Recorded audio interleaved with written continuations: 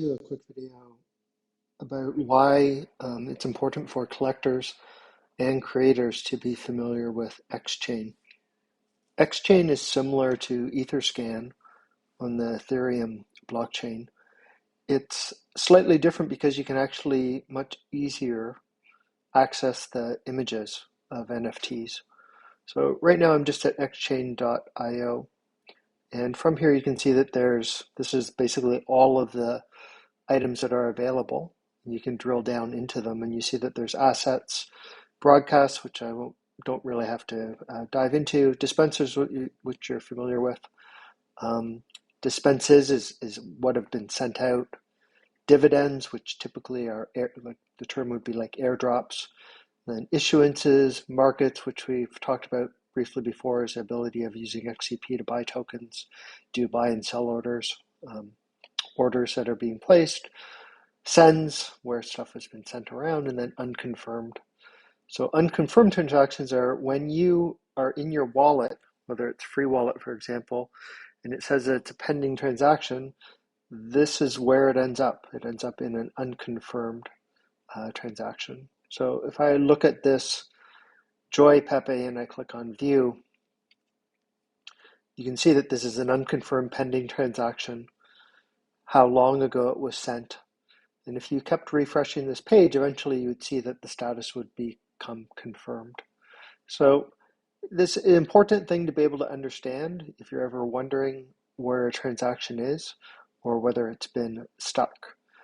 Another thing that you can use XChain for is if I go up and if I do a search for my demo wallet that you've seen before, and what it's going to do is it's going to give me, similar to the wallets that you would use, it's going to tell me what all my balances are so I can see what tokens I have. But on the right hand side, I would also see if there's any unconfirmed transactions. So if you've sent something through free wallet, if you were to go to xchain.io and do a search for the wallet that you sent it from, you'll see an unconfirmed. And if you click onto that, you'll actually be able to see what the status of that is. I can also, when I'm looking at my wallet, I can look at like what issuances I've done. So you can see I've done a bunch of tests on this account. I can see if there's any sends that have been done from this account. I can see what credits I've had, what debits I've had, etc. So you should, if you haven't, take some time to go into XChain.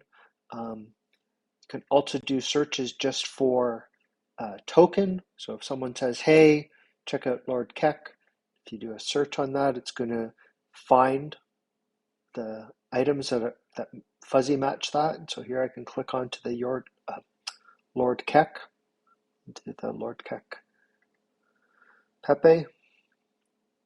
You can see that this is an official fake rare card. Again, I have all the details of it. So this is what you then would kind of look and you'd say, okay, are there any dispensers for it? Do I want to drill into one? Do I want to buy one? So obviously this dispenser's closed. So worthwhile to spend some time to go to xchain.io, navigate around, put in some of the tokens that you're familiar with based on the asset name, have a look at your wallet. It'll give you much better insight into what happens from when you hit buy or send on your wallet.